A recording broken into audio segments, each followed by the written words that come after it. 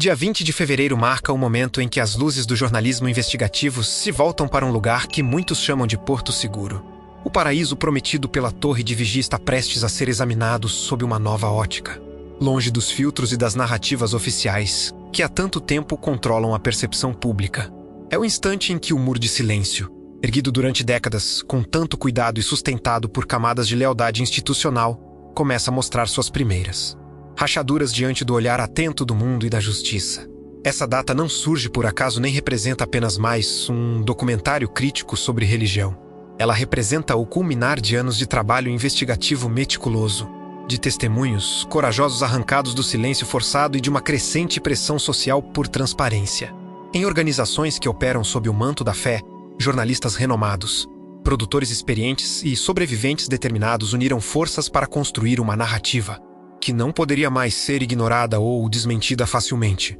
O que antes eram histórias espalhadas, fragmentadas e desconectadas, agora se juntam em um mosaico completo e devastador que revela padrões sistemáticos de controle, manipulação e abuso institucional. A escolha da Arbo como plataforma não é acidental. Trata-se de um canal reconhecido mundialmente por suas produções investigativas sérias, que não se dobra facilmente a pressões externas e que tem histórico comprovado de expor verdades inconvenientes mesmo quando confrontado por instituições poderosas. Essa credibilidade adiciona um peso enorme ao documentário, transpondo de simples acusação em investigação respeitada que merece ser levada a sério por tribunais, pela mídia internacional e pela sociedade em geral. Enquanto a organização celebra congressos com dezenas de milhares de pessoas e se orgulha de sorrisos que parecem perfeitamente ensaiados, existe um lado da história que raramente ganha as telas ou encontra espaço nas conversas públicas. O documentário da Arbo revela o que acontece nos bastidores,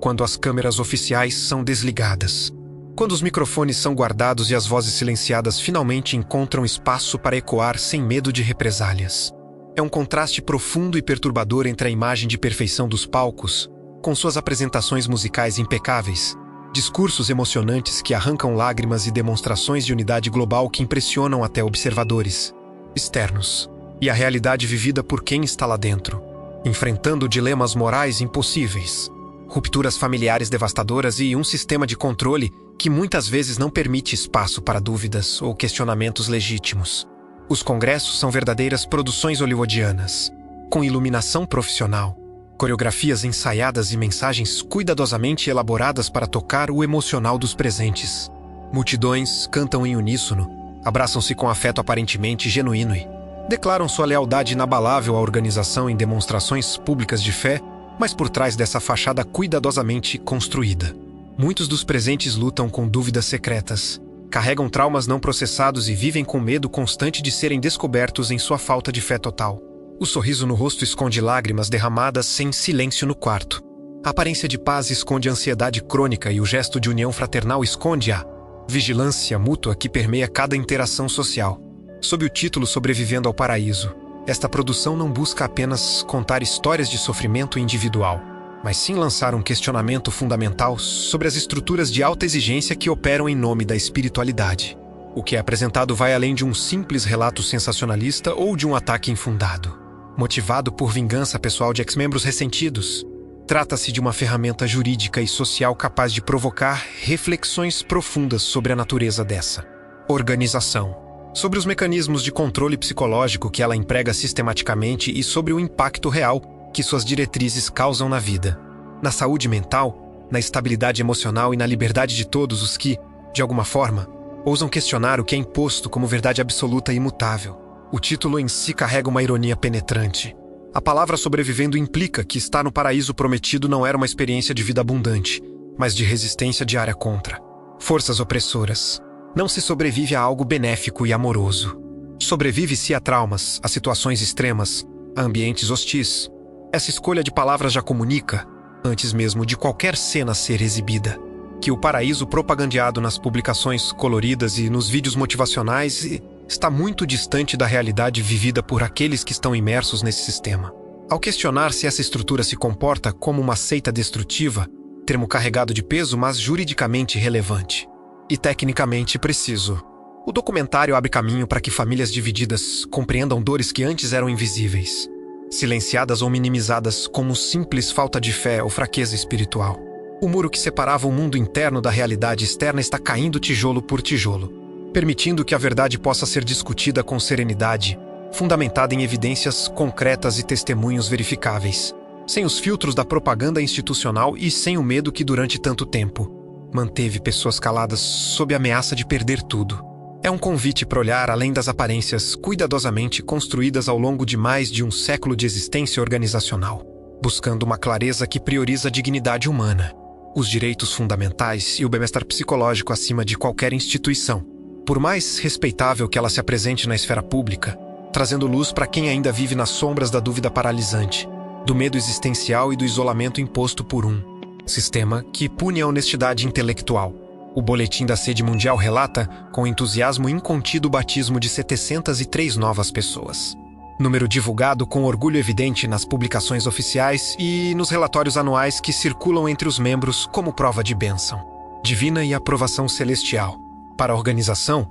esse número é motivo de celebração máxima e vitória espiritual inquestionável, prova tangível de que a pregação está avançando globalmente e de que mais almas estão sendo salvas da destruição iminente que pregam estar próxima há mais de um século. As imagens do batismo mostram filas de pessoas esperando sua vez de mergulhar nas águas, famílias emocionadas na plateia, aplausos efusivos a cada imersão. É apresentado como o momento mais feliz da vida de cada batizando, o ápice de uma jornada espiritual e o início de uma vida de alegria sob a proteção divina. Os discursos que precedem o batismo falam de libertação do mundo e entrada no paraíso espiritual, prometendo paz, amor fraternal e segurança eterna. No entanto, o documentário da Atbo convida o espectador a olhar por trás dessa fachada festiva superficial, a questionar o que realmente significa esse mergulho nas águas do batismo e quais são as consequências de longo prazo, muitas vezes devastadoras, para aqueles que dão esse passo sem compreender totalmente o compromisso que estão assumindo. O que é apresentado como um momento de alegria suprema, acompanhado de aplausos calorosos e abraços emocionados, muitas vezes esconde o início de um compromisso que, para muitos, se torna o peso de um fardo emocional impossível de carregar sozinho. Especialmente quando as dúvidas inevitáveis começam a surgir e não há espaço seguro para expressá-las sem risco de consequências severas. Aquela água que simboliza renovação espiritual e purificação de pecados passa a representar, na prática cotidiana, a entrada em um sistema extremamente rigoroso de regras detalhadas e cobranças constantes, onde cada aspecto da vida pessoal é regulamentado por diretrizes minuciosas que vão desde a escolha de roupas consideradas modestas, tipos de entretenimento permitidos, cortes de cabelo aceitáveis e linguagem apropriada, até decisões cruciais e definidoras sobre carreira profissional, busca de educação superior, escolha de parceiros românticos e métodos de criar filhos. A produção descreve com detalhes perturbadores como essa entrega total, que inicialmente é apresentada como um ato de amor voluntário e dedicação espontânea a Deus, se transforma gradualmente com o tempo e a experiência vivida, em uma experiência sufocante e opressiva para aqueles que começam a perceber contradições doutrinais, sentem o peso esmagador da vigilância comunitária constante ou simplesmente desejam exercer sua autonomia individual em questões que deveriam ser pessoais. O que deveria ser um caminho de paz interior e crescimento espiritual genuíno se revela uma estrutura elaborada de vigilância mútua, onde cada passo é monitorado atentamente por anciãos autoproclamados guardiões da pureza doutrinária e outros membros, incentivados a relatar desvios, e cada dúvida expressa, por mais sincera e bem-intencionada, é vista como um sinal preocupante de fraqueza espiritual ou até mesmo de influência demoníaca perigosa que precisa ser erradicada. É o começo de uma jornada onde o silêncio estratégico se torna a única proteção viável contra a exposição e punição, onde aprender a esconder os verdadeiros sentimentos, pensamentos e questionamentos se torna uma questão não de escolha, mas de sobrevivência social, emocional e familiar dentro de uma comunidade que não tolera dissidência ou individualidade genuína. Para muitos dos que foram batizados em cerimônias emocionantes, essa escolha nem sequer foi uma escolha real no sentido pleno da palavra, no sentido de uma decisão livre, informada e madura sobre diferentes alternativas de vida. Foi, em vez disso, o resultado previsível de uma doutrinação sistemática que começou no berço, quando ainda eram crianças pequenas sem capacidade crítica desenvolvida para avaliar alternativas religiosas ou questionar ensinamentos apresentados como verdade absoluta por figuras de autoridade em quem confiavam incondicionalmente. Muitos foram batizados ainda adolescentes, alguns com apenas 10 ou 12 anos de idade. Em uma fase da vida onde a pressão dos pares e o desejo de agradar os pais são forças psicológicas poderosíssimas que superam qualquer capacidade real de tomar decisões autônomas e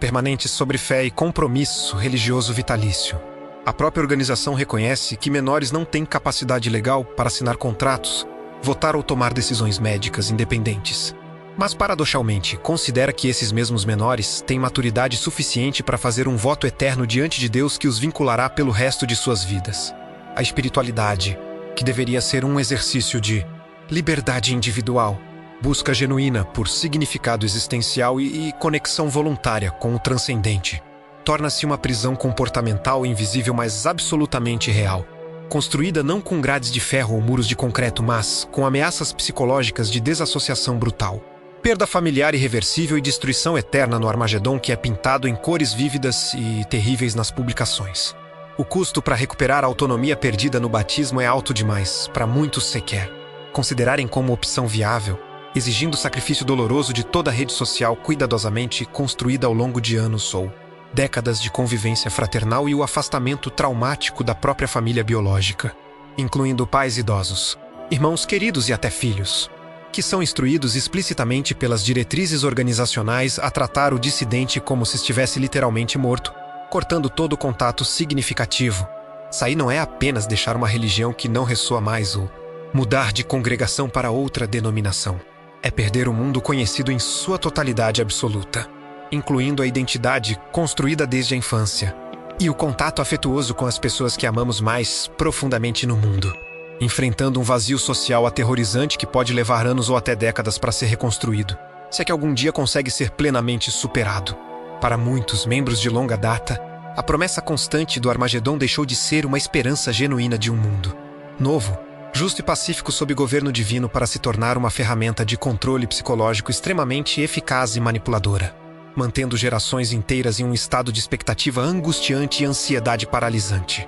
O medo visceral da destruição iminente, constantemente reforçado através de imagens gráficas perturbadoras em publicações ilustradas e vídeos dramáticos que mostram cidades em chamas, terremotos devastadores, pessoas desesperadas, correndo em pânico e famílias sendo destruídas, gera uma ansiedade profunda e generalizada que é usada de forma sistemática e calculada para manter todos em estado de alerta constante e dependência absoluta da organização como única via possível de escape da aniquilação divina, em vez de paz interior duradoura e esperança renovadora que deveria caracterizar a fé genuína. O que se cultiva intencionalmente é a urgência baseada no pavor existencial, onde a sobrevivência eterna individual e familiar depende exclusivamente da obediência absoluta e inquestionável a cada regra imposta pelo corpo governante, desde as mais razoáveis e biblicamente fundamentadas até as mais arbitrárias, invasivas e claramente criadas para manter controle institucional. É uma pressão silenciosa, mas onipresente e inescapável que molda o comportamento desde a primeira infância, quando crianças pequenas são ensinadas a ter medo da morte eterna se não obedecerem, que dita o ritmo frenético da vida cotidiana cheia de reuniões, estudo pessoal, obrigatório e pregação de porta em porta, e que transforma cada decisão pessoal, por mais trivial que pareça, em uma questão literal de vida ou morte espiritual, criando um ambiente psicológico opressivo onde relaxar ou questionar se torna praticamente impossível sem sentir culpa esmagadora. O documentário expõe com clareza devastadora a visão rígida e binária que divide toda a humanidade entre os escolhidos, que seguem fielmente todas as diretrizes organizacionais sem questionar e merecem sobreviver, e os chamados mundanos, termo carregado de desprezo profundo que engloba todos os demais seres humanos, incluindo crianças inocentes, pessoas caridosas e indivíduos moralmente exemplares que simplesmente não fazem parte da organização. Nessa lógica implacável e cruel, todos os que estão fora dos muros invisíveis da organização são vistos como destinados ao fim violento e merecido durante o Armagedon vindouro, sem possibilidade real de redenção após essa data limite apocalíptica que sempre parece estar próxima, mas nunca chega, criando uma tensão perpétua. Não importa quão bondosas, honestas ou éticas sejam essas pessoas, sua única falha é não pertencer à organização, e isso é suficiente para merecer destruição eterna. Essa crença fundamentalista e desumana justifica uma vigilância constante e invasiva sobre a vida privada dos fiéis, onde anciãos não eleitos e sem formação profissional adequada se sentem autorizados e até obrigados a questionar detalhes íntimos de relacionamentos românticos, finanças pessoais, hábitos de consumo de mídia e até pensamentos particulares. Qualquer contato externo significativo com não-membros é tratado como uma contaminação perigosa e potencialmente fatal, capaz de enfraquecer a fé e abrir portas para influências demoníacas invisíveis mas reais, criando uma barreira invisível mas concreta que isola o indivíduo do restante da sociedade plural e diversificada e transforma a busca pela pureza espiritual em uma caçada obsessiva pela privacidade alheia, onde denúncias anônimas são incentivadas ativamente e a delação de comportamentos suspeitos é vista como virtude cristã louvável. Essa mecânica do medo profundamente arraigada desde a infância faz com que a pessoa sinta que até seus pensamentos mais íntimos e privados estão sob julgamento divino implacável e humano constante, criando uma autocensura paralisante que destrói a capacidade de reflexão crítica saudável e pensamento independente. A sensação opressiva de ser observado o tempo todo, tanto por olhos humanos vigilantes e julgadores na congregação quanto por uma divindade severa, exigente e perfeccionista que tudo vê, tudo ouve e tudo registra meticulosamente para o dia final do acerto de contas. Retira completamente a espontaneidade natural e a alegria simples de viver sem culpa, transformando a experiência religiosa, que deveria trazer conforto, em fonte constante de estresse crônico debilitante. O resultado devastador é um estado de tensão permanente e insustentável que afeta gravemente a saúde mental e emocional de longo prazo, onde o afeto familiar e comunitário se torna condicionado ao desempenho religioso mensurável e à conformidade total com padrões muitas vezes inalcançáveis e desumanos, e onde o amor deixa de ser incondicional, como deveria ser em qualquer relacionamento saudável, para se tornar uma moeda de troca por obediência cega. É o uso calculado e sistemático do terror existencial como base para uma fé que deveria ser livre, voluntária e transformadora, mas que se torna um mecanismo de sobrevivência psicológica, onde permanecer é sofrimento constante, mas sair representa a perda total e irreversível de tudo e todos que conhecemos e amamos desde que temos memória. É preciso olhar corajosamente para o que os relatórios oficiais polidos não mostram intencionalmente e deliberadamente: a dor insuportável e devastadora de quem sofreu abusos sexuais, físicos ou emocionais e foi forçado ao silêncio absoluto por meio de pressões institucionais diretas e ameaças veladas de desassociação caso ousassem falar publicamente ou procurar ajuda externa. O documentário traz à luz pública relatos devastadores e chocantes de violações na infância que foram sistematicamente abafadas por anciãos mais preocupados em proteger a reputação imaculada da organização do que em denunciar crimes hediondos às autoridades competentes conforme exigido por lei, e a forma como mulheres são mantidas estruturalmente em uma posição de submissão institucionalizada, impedidas de ensinar homens mesmo quando mais qualificadas, de assumir posições de liderança ou autoridade e muitas vezes desacreditadas sumariamente quando denunciam agressões ou assédio dentro da própria congregação supostamente segura. A regra das duas testemunhas, aplicada de forma rígida e desumana mesmo em casos de abuso sexual infantil que por sua própria natureza ocorrem em segredo, cria uma barreira quase intransponível para vítimas que precisam provar sua acusação com uma testemunha ocular adicional que raramente existe. Abusadores são protegidos por essa política enquanto vítimas são revitimizadas ao verem seus agressores livres e até em posições de autoridade. Enquanto a sede mundial publica números impressionantes de crescimento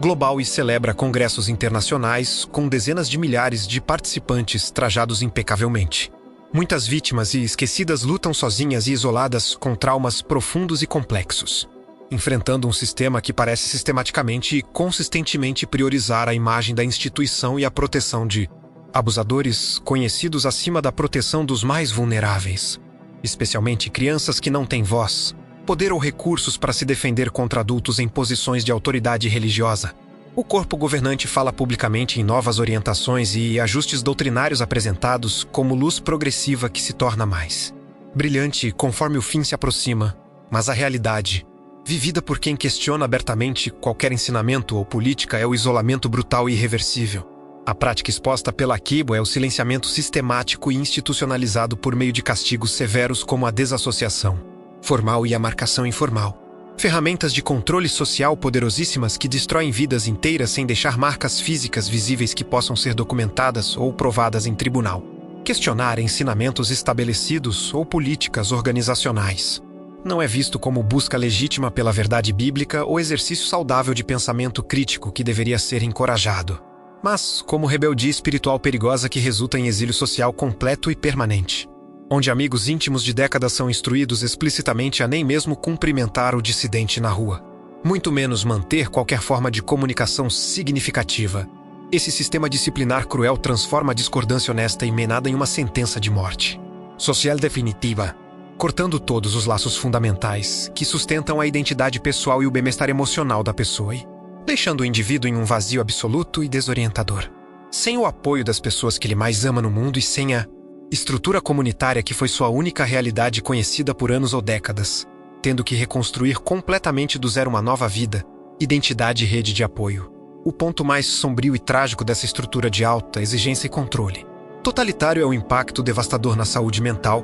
de quem se sente encurralado entre permanecer em sofrimento psicológico constante ou perder absolutamente tudo ao sair, quando a fé, que deveria oferecer consolo genuíno, esperança renovadora e vida abundante, passa a drenar a energia vital e a transformar cada dia em uma batalha exaustiva contra a culpa paralisante e o medo constante. As consequências podem ser extremas e irreversíveis. O controle absoluto sobre comportamentos, pensamentos e relacionamentos, combinado com o medo visceral da rejeição familiar e comunitária total, levam muitos ao desespero profundo e sem saída. A depressão clínica severa e resistente a tratamento e até a perda total do sentido de existência, resultando em índices alarmantes de ideação suicida e tentativas de suicídio que raramente são reconhecidos publicamente ou discutidos abertamente pela organização que prefere manter esses números escondidos. Estudos independentes indicam que as testes de Jeová apresentam taxas significativamente mais altas de problemas de saúde mental, incluindo ansiedade crônica,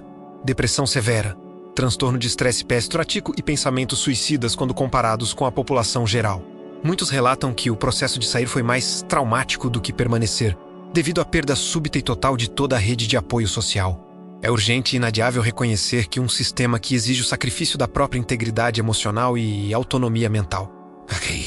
pune severamente a honestidade intelectual e a busca genuína pela verdade, que utiliza o afeto familiar como moeda de controle e ferramenta de manipulação, não está salvando vidas, como promete em seus discursos emocionantes, mas sim apaga silenciosamente, deixando um rastro invisível de dor profunda que atravessa gerações inteiras e destrói famílias de dentro para fora, criando ciclos intergeracionais de trauma que afetam até mesmo aqueles que nunca foram membros diretos. A discussão agora ultrapassa definitivamente as fronteiras da espiritualidade pessoal e invade os tribunais de justiça ao redor do mundo, onde processos civis e criminais se acumulam rapidamente e vereditos desfavoráveis. A organização começam a se tornar mais frequentes e financeiramente significativos. O documentário não se limita ao campo da fé ou ao debate teológico interno entre diferentes interpretações bíblicas, mas propõe um debate jurídico necessário e urgente sobre responsabilidade civil e criminal de instituições religiosas que operam com autonomia quase absoluta e resistem a qualquer supervisão externa,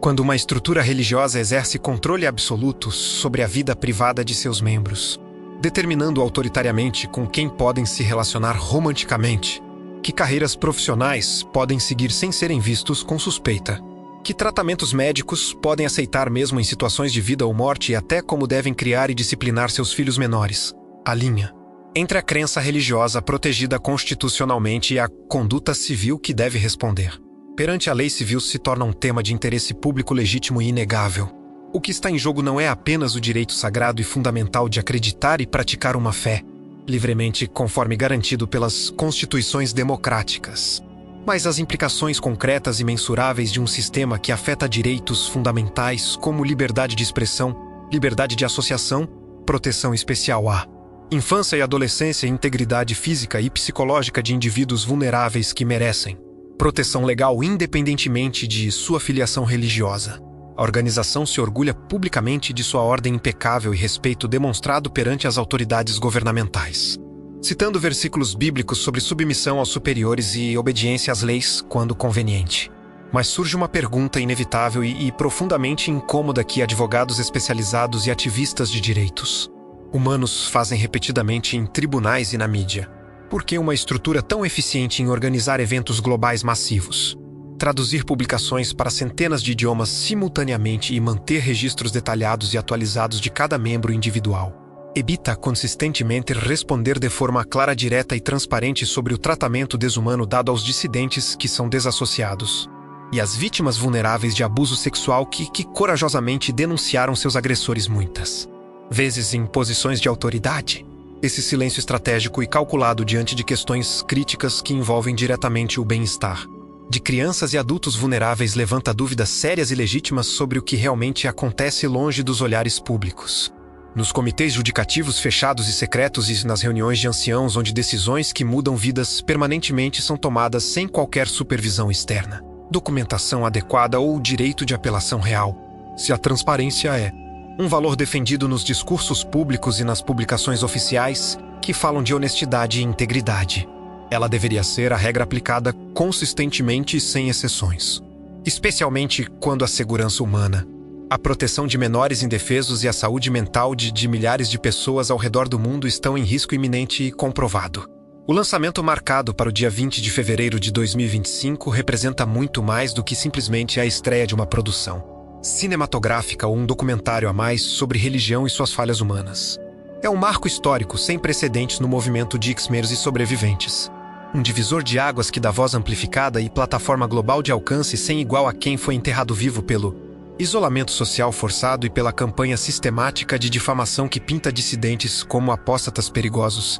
mentalmente instáveis e moralmente corruptos. Para quem sofreu anos ou décadas com o ostracismo brutal da desassociação, perdendo contato completamente com filhos queridos, pais idosos, irmãos próximos e amigos de toda uma vida construída em conjunto. Este é o momento de ser finalmente ouvido com atenção, acreditado sem ceticismo e validado publicamente por uma instituição respeitada como a Argibo que não tem nada a ganhar em fabricar ou distorcer fatos. É o fim de um segredo guardado cuidadosamente por décadas através de acordos extrajudiciais com cláusulas rígidas de confidencialidade e intimidação legal sistemática de vítimas que tentaram falar, e o início de um diálogo social amplo e necessário que busca justiça reparadora. Mudanças institucionais, concretas e dignidade restaurada para todos aqueles que foram silenciados pela exclusão sistemática, pelo medo paralisante da destruição eterna e pela ameaça real de perder tudo o que amam se ousarem falar a verdade sobre suas experiências traumáticas. Este não é apenas um documentário para ser assistido passivamente.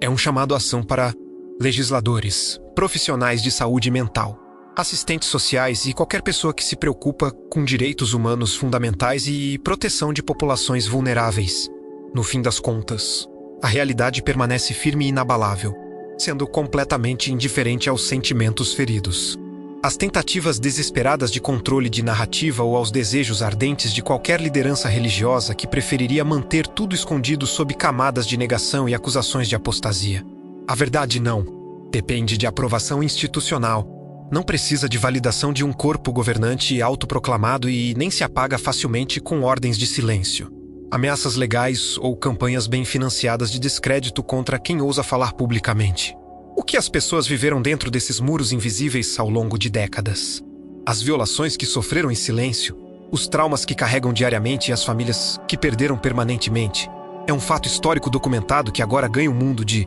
forma definitiva e irreversível através de uma plataforma com alcance global e credibilidade estabelecida. Não se trata de um ataque coordenado por apóstatas amargurados, como a organização certamente tentará pintar em sua resposta oficial, mas da vida real reivindicando seu espaço legítimo na história e mostrando com clareza absoluta e evidências verificáveis que nenhuma autoridade religiosa, por mais respeitada, antiga ou poderosa que seja, é maior do que a experiência humana vivida, do que a dignidade inalienável das vítimas e do que a busca universal pela liberdade de consciência e expressão garantidas por leis internacionais de direitos humanos. No dia 20 de fevereiro de 2025, o muro cuidadosamente erguido durante mais de um século para proteger essa imagem impecável de perfeição espiritual e unidade mundial cairá, definitivamente diante de milhões de espectadores em dezenas de países. O paraíso prometido pela literatura colorida e pelos vídeos emocionantes será confrontado de forma brutal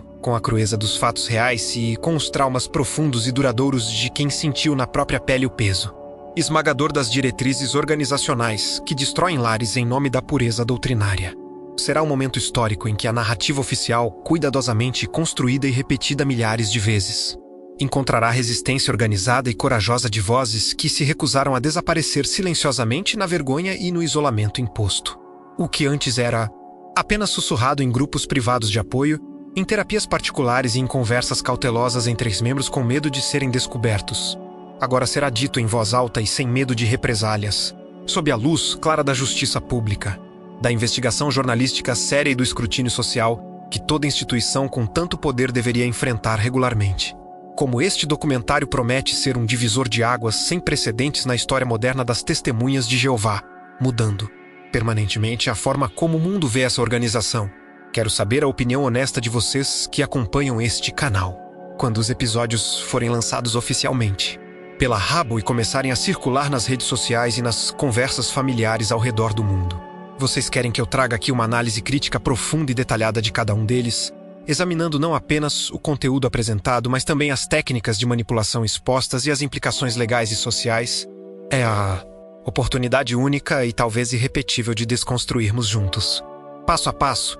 cada camada dessa história complexa que impactou milhões de vidas ao longo de gerações, separando fatos de propaganda e dando contexto histórico e psicológico ao que será revelado. Deixem nos comentários se vocês estão prontos para descer comigo ao fundo desse paraíso aparente e descobrir juntos o que realmente existe, por trás de um sistema tão fechado, controlado e resistente ao escrutínio externo que durante tanto tempo conseguiu operar nas sombras longe da atenção pública que agora finalmente recebe.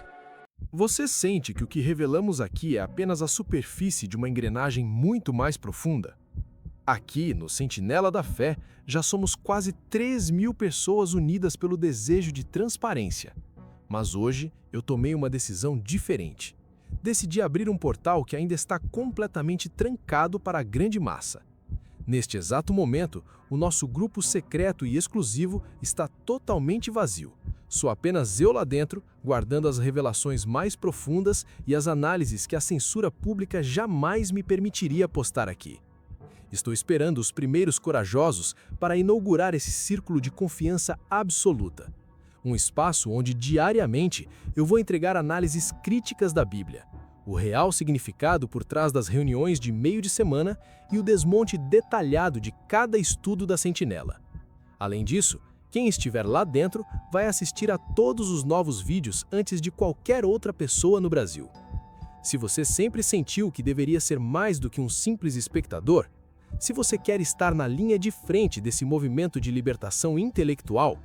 essa é a sua chance de ser um dos fundadores dessa comunidade íntima e ter acesso direto a mim. Não espere a sala encher, não espere o momento passar.